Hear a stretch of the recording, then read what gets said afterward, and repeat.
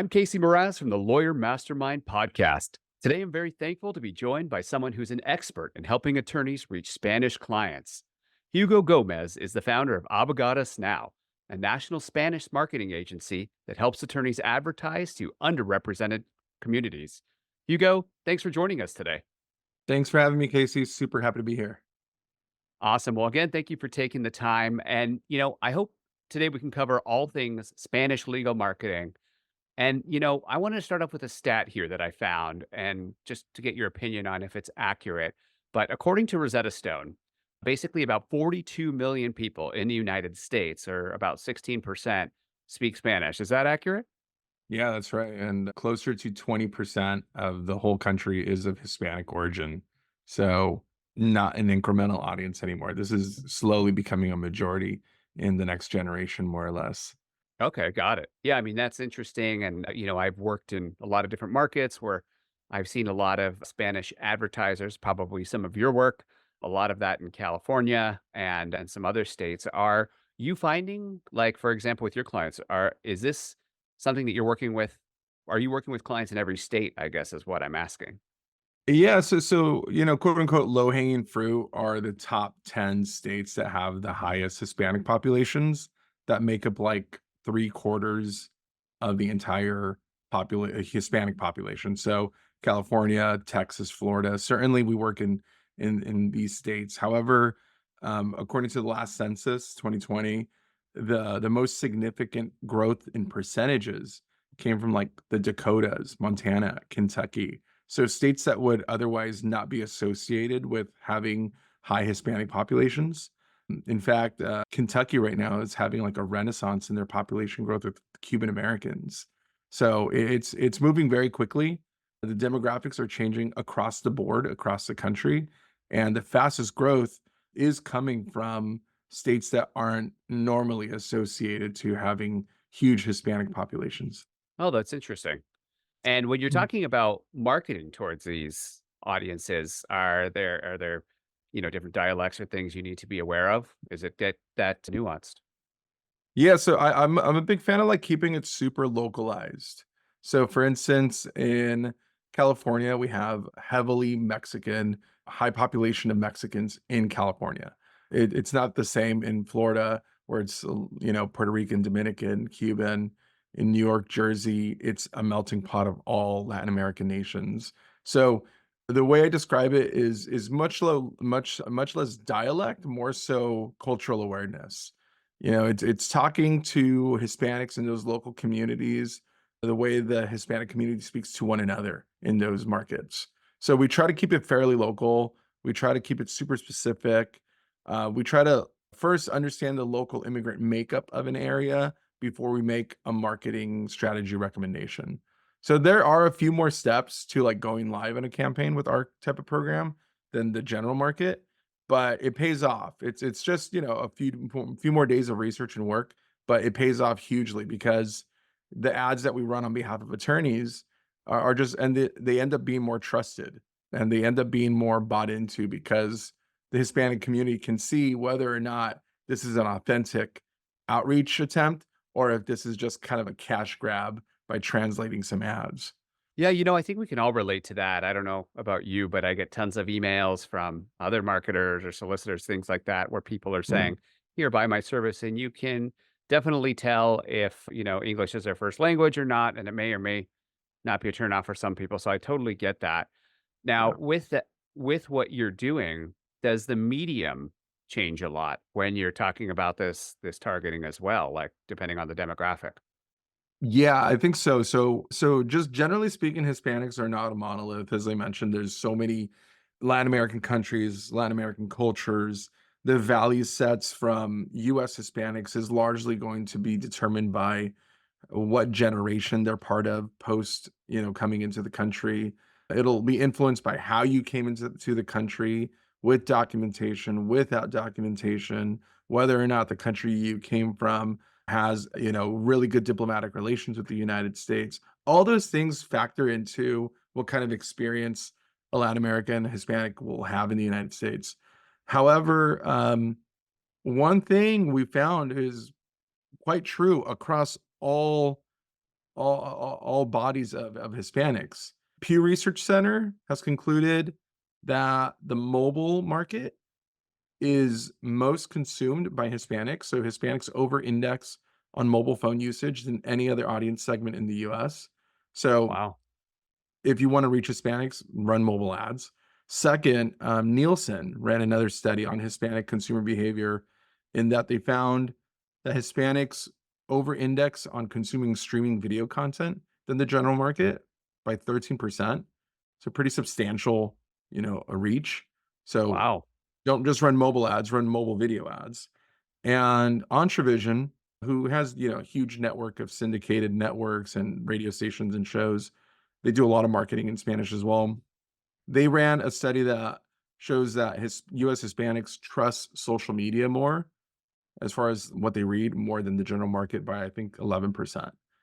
And so we go back to those. The reason I rattle them off the top of my head quite quickly is because those are kind of the three truths that we built our business on. It's not to say that Hispanics aren't watching like radio, TV, print. There's still a market there, but it's decreasing. It's like a slow burn. Generationally, it'll be completely extinct, I think, in the next 50 years, more or less. Mhm. But digital is growing year over year. So we're focused on the emerging markets.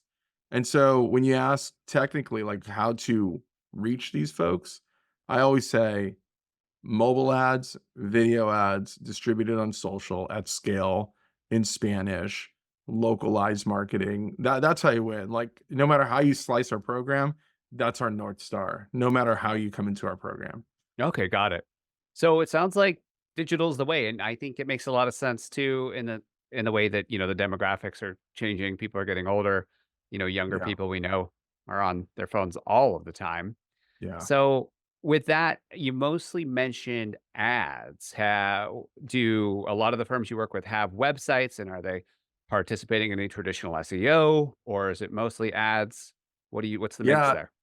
It's all in. And so, admittedly, when we started in 2017, late 2017, I wanted to create the quickest path of entry for attorneys in the Hispanic market by creating, let's call it a dedicated landing page, a dedicated domain, and maybe like a dedicated Spanish Facebook page. And we experimented a lot. Like that first year, admittedly, lots of experimentation. All the Mhm. experiments were done that first year. I'm sure you could probably relate, right? Absolutely, Um, always testing. and so we were just trying to find the right product market fit. We knew that there's this massive market, but it's disconnected largely from the legal vertical. So we were experimenting with what's that connection? How do we make that connection? So what we found was that shortcut of just buying a Spanish domain, having a dedicated lander or two, maybe some variants of that landing page, and that Spanish basic page just wasn't enough. So what we did was then we added a video and then, click-through rates went up, more conversions went up. Then we added photography of the attorney with Hispanic clients. Then things just moved up more. Then we added pictures of bilingual staff and then that moved up more. Then we created Spanish websites. Then everything went up. So we just kept adding more to the stack to the extent that we said, okay, well, if someone wants to crush it in Spanish, they can't just experiment or dip their toe in the water. They have to go all in. And so going all in means working with us, we're going to build. This sounds like an ad now, but I promise you it's not an ad. It's really the No, stack. I think it's important. Yeah. It's you need to develop and establish a brand in Spanish or a brand position in Spanish that influences your website in Spanish. That'll influence the type of photos we take in your website. That'll influence the type of videos we take. That'll influence the look and feel of your social media profiles, which will then influence the type of content we'll be regularly updating, which will influence the type of ads we run, which will influence the type of calls you receive. So it's like we're full funnel end to end. And we found that those programs are the ones that work the best. So Yeah. generally speaking, 9 times out of 10, we get an attorney that says, "Hugo, I need you to run a lander. I'll give you $50,000 a month for a year." I'll tell them, keep your money. Like you're just going to burn it if you just want to roll it into a landing page. That's Mhm. not going to do that much for you. Like, realistically, that's not how the if it were that easy, everyone would be doing it, right? Yeah, So, we just found that that dedicated all-in approach works on a technical level, but more so on a community level. If the Hispanic community sees that you're not just running an ad, but you have this essentially new online Spanish business that only addresses them directly, you win. You win in that market, like full stop. Like mhm, there's no overcomplicating this. It's the more reach you have, the more spokes you have in your marketing wheel, the more wins you're going to get. I love that, and you covered so much there. There's a lot to unpack that I wanna elaborate on, Yeah, but I think one of the things that, really stood out to me is actually, like, kind of a story or a story that I see regularly, and what I see commonly is attorneys that wanna get involved in, Spanish marketing, and so they dabble, and maybe they will do the yeah, landing page, or maybe they'll have their staff translate a page, but there's an important distinction that you made, I intentionally or subtly or whatnot, but basically, it's still marketing too. There's one thing that's just, like, translating copy. That's not really any marketing, but getting in front of the right audience, where they're hanging out on all of these levels that are going to connect with them. You're talking about these law firms actually building a Spanish brand and going all in and not just doing the little dabbling here and there because that yeah. never works. Every time I've never seen that work. I don't know. Yeah, What it do you? doesn't work not in Spanish market, but in anything in any part of your business. You Yeah. know, you can't just give your new fractional CFO 15 days. You need Make a it work. yeah, exactly. You need 6 months to a year, to see their strategy, how they manage your books, how they, tactically run the spreadsheets and build models. Same thing with SEO. You're not going to see results for 3, 6, 9, 12 months at the minimum, and those depending on the market. So yeah, I empathize with that viewpoint because I always look at it as a business owner myself that this isn't just a marketing function, is like what we do is critical to the growth of your business, and it should be not just, a marketing experiment, but it should be a line on your P&L that drives value. And one thing I tell attorneys all the time is we're just not in the miracles business. If you're looking for some quick Mhm. wins, they just don't exist. You could buy leads, Yeah, but who's to say a lead buyer can just cut you off for good to the next highest bidder? Happens all the time. So if you wanna, absolutely. like, you wanna own a part of the market, you have to go all in, and you have to submit to the idea that there is no in very rare cases, you can get some amazing results very quickly in, like, a quarter, 2 months to a quarter. But generally speaking, you have to give the 6 months plus in Mm. any experiment, hiring, marketing, biz dev, sales, just running your own business, like, I feel like 6 months is a threshold for anything to marinate, Yeah. and you hire so, yeah, no different in marketing. Everything takes time to implement, to refine, and, it's an investment in your Yeah, firm, right? That's like, think the big disconnect that I see with, well, it's just probably more immature business owners. When you're first starting off your business, you're like, hey, yeah, I need leads today. That might be the mentality that like hunger, hunt, I need to get this. And you're not really investing. You're spending money to buy those leads, like you mentioned, or do an activity that can disappear at any time. Whereas if you invested in a resource and kept building it, building this brand, that's what's going to pay time and time again. totally. And, you know, it's any marketing, good marketing anyway, is an investment. But I think one of the hurdles that I also hear people say is, hey, that's something that I want to do. How do I do it? You're asking me to write content, even like attorneys want to practice law, not write content. Yeah, So, right.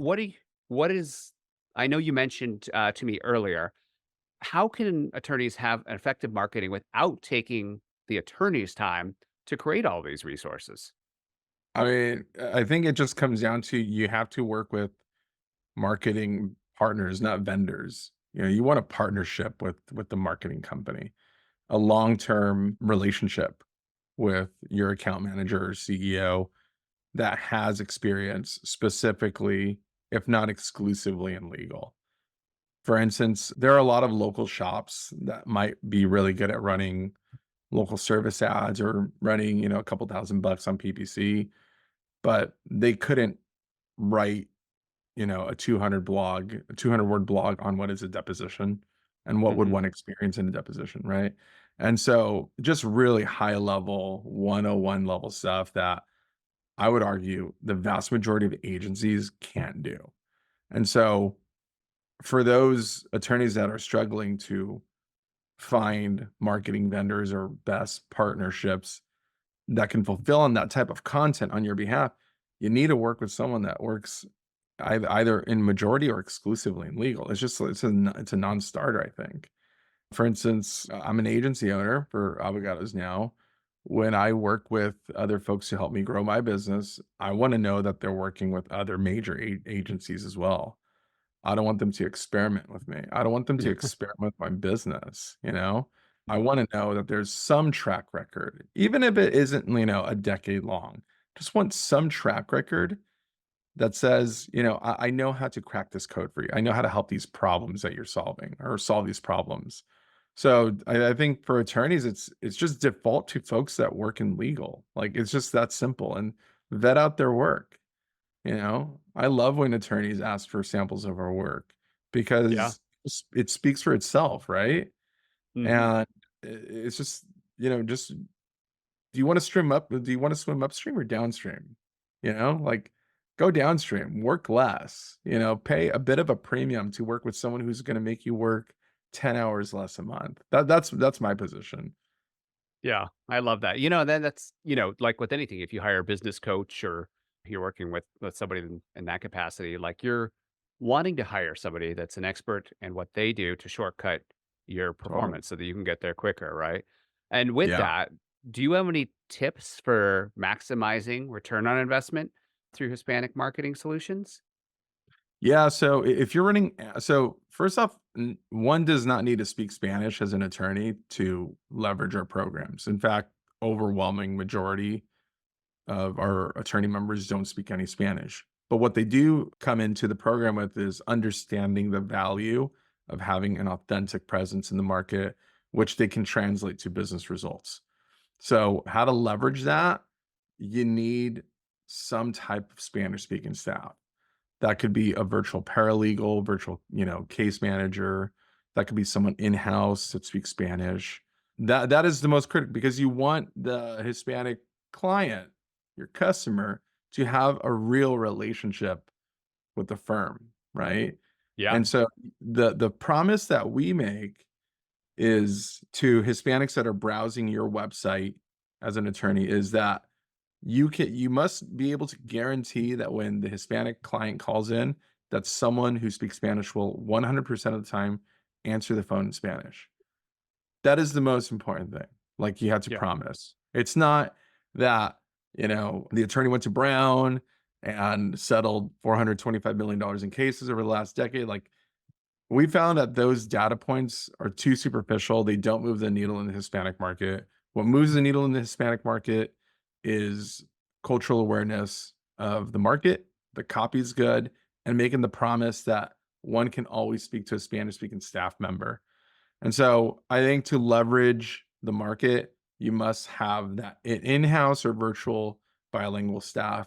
And that's so critical as well with intake. You need to be able to answer these calls in Spanish. So And I think knocking those two requirements out, you're going to crush it in the Spanish marketing campaign. and just while we're on it, what are your thoughts on answering services, just in general for Spanish speaking? Are there any that have blown you away, or what have you had other experiences? Yeah, I think they're 50-50, right? And the reason they're 50-50 is because you're dealing with people, right? And so the reality is that someone that works in a call center, especially a virtual call center, may not have the best day ever and may just blow it on a commercial truck accident call, Yeah, right? Whereas the next day, they might treat every call like gold. So I just think that the fact that call centers are still so rooted in human nature make them volatile. Thus, why I think that they're kind of a 50-50 coin flip. But they're necessary. They are necessary, especially to scale, right? If you want calls to be answered 100% of the time, you have to invest in a call center. Or you have to develop your own in-house intake. But generally speaking, we're big fans of the model where you, as an attorney, have some people answering calls all the time during office hours. And then for in office hours rollover calls or after hours, definitely defer to a call center. But just know that Mhm. there's breakage and you need someone to audit those calls. Yep. And we see it all the time. I'm sure you've seen it, where it's like you do an audit of intake on, let's call it, not the best month of performance, Yep. and you find that really qualified calls just slip through the cracks. Happens all the Mhm. time. Yeah. And so you need someone to scale, and you need someone to, well, you need redundancy in answering calls, but you also need the ability to do quality assurance on it regularly, if not Yeah. daily, at least weekly. Yeah, that's good, and, working with some agencies, I know that's something that they do. It was funny, I was talking with legal intake pros, Yanni Smith, recently, and she was, basically covering a lot of that too, where some firms think they have a lead problem, but, Right. it could be tied just to that. So, anyway, it just reminded me of that conversation, and that was interesting. So, another burning question, we did talk that you guys do SEO and you do ads, and you kind of have a full suite of products, but and I guess you already answered this because you said basically do everything, but I was gonna just kind of put you in a corner and say ads versus SEO, who wins? Ads. Ads all Okay. day. All right, there we And go. my hot take is Google doesn't make money from SEO. They Google makes don't. money from ads. That's So true. their attention is always gonna be on revenue generation and figuring out new products, new ways to make it easier for companies to advertise. So, it's not to say that SEO is irrelevant, but most attorneys that we talk to need results. They need phone calls, they need incremental growth or they need substantial growth. And so we just are very honest in that conversation. We tell people that if you're going to pay a premium for phone calls, which is pay to play in the Google space, in the Meta space, Facebook, you may as well put your best effort, your best ad creative, the Yeah. best chance at talking to this community authentically with high conversion potential. Because, if you're just going to experiment, you're just going to burn your ad dollars. So I'm in on ads all day, but I think it's not exclusive from being away from SEO. You need both. You absolutely need both. Yeah, I mean, and, different things work for different firms too. But, since you're so big on the ads, do you have any advice? Let's say somebody that's has already started doing this themselves. What are the main reasons you find that their digital ads aren't working? Like if you're auditing a campaign or they're new to this, et cetera. I actually had a conversation yesterday with the work comp firm in LA about this. And I was walking her through one of her kind of entry level ad programs. And she's like, oh, well, I don't think ads, PPC doesn't work. And so, as opposed to going on the offense and talking about why it does, I just dive deeper. I'm like, okay, let's pause here. Why do you think it didn't work? And she's like, well, I ran it. I'm like, wait, hold on. Let's just stop there. You're a Mm. marketing director, right? And she said, yes, I'm marketing. I'm like, you were running your own ads by yourself. So she said, yeah. And I said, okay, well, do you think that there may be an issue just with that statement alone? And then she couldn't really unpack it. And she was a super seasoned marketing director. And I told her what I tell everyone. It's like if you run a really quality, high converting PPC campaign, you're not just finding the geographic area and your target or your total addressable market, you're doing the keyword research, then you're building the landing pages, then you're building the front end ad copy for those landing pages, then you're building the call tracking numbers for tracking purposes, then you're connecting those services to your CRM or your MarTech, tracking all this. You're doing quality assurance on the ads every day. You're monitoring your quality scores, your rankings, your daily ad budget. So you're doing all of that by yourself while running a department. I find that when folks say that PPC doesn't work, it's precisely because they're not doing all of those things that I just mentioned, plus the Mhm. 10 other, 20 other tasks required to run really meaningful, high quality campaigns. Most people just aren't doing it the right way. It's just full stop. Like, I just think it's that. It's to run PPC the right way. It is, frankly, excuse my language, a shit ton of work. It is so cumbersome. It's why we have teams that do it, Yep. right? Like our ads team is made up of a head of ads, graphic designer, video editor, copywriter, quality assurance, reporting person, someone to launch. That's just 7 people just to, like, get the ball rolling. So, Mhm. again, it's like, if you wanna do this the right way, anything, especially PPC, which is a high stakes game, you gotta do it the right way. You can't just write off that it didn't work because you spent 500 bucks and you got 1 phone call. Yeah. Sometimes we have to zoom out and look at, like, the complexity of these campaigns. These are super complex tasks. You need professionals, seasoned professionals spending your revenues, your ad dollars in a high stakes, high competitive game. So, probably a hot take, but I just generally think that most people are not qualified to run these campaigns. Yeah, and we see that, I think, ourselves every day, but, people think, "Hey, it's just an easy button." And Google does just want your money. That is their job. I think, like you've already mentioned, like, they wanna maximize their ad dollars for their shareholders. Yeah. So, there's some hurdles there to be successful. So, as we kinda wrap up here, we're kinda running out of time. I have one more question for you, just to get your opinion on, just an opinion question. What do you think about people that wanna get into Spanish, but have an English website, and then just using a plugin and calling it good? I mean, it's not the best. So, you would think that we would just, like, slam that notion or slam that That's what I was strategy. expecting. Yeah, this is No, interesting. no, Okay. it's actually the opposite. We're actually super happy when we see that Okay. because we see that as at least there's an awareness, there's an attempt at talking to this market. That to Fair me enough. says that this is a firm that understands the market. They just don't really get the nuance of what it takes to reach the market. So they just need some help. It's Mhm. not wrong. I mean, in fact, literal translations are super efficient and they're oftentimes correct, but they won't drive meaningful conversions. They will convert, you know? You'll get Yeah, phone calls. Totally. You'll get some conversions, but it won't scale. There is limitations to it. And ultimately, it will always look like an afterthought to the Hispanic market. That, sure. se habla español button, that Spanish button on the top right of your website, you're just looking incremental, right? Mhm. So it's not wrong. It's just not that efficient. And so we think that that's a great first step. So if someone's willing to like reach out to this market, get that Google Translate button. It hurts me to say that sometimes, but put in that plugin, put in Google Translate, have some automation. Just know that it's not going to market you en masse to the Spanish speaking population, but it's a great first start. It's Yeah, a great first start. It's super low effort, super low cost, maybe $100 asking your web developer to install it. It'll have some mistakes, but it's not going to embarrass you. It's not going to make you look bad. If anything, it's just going to make you look better than everyone else that doesn't have it. fair enough.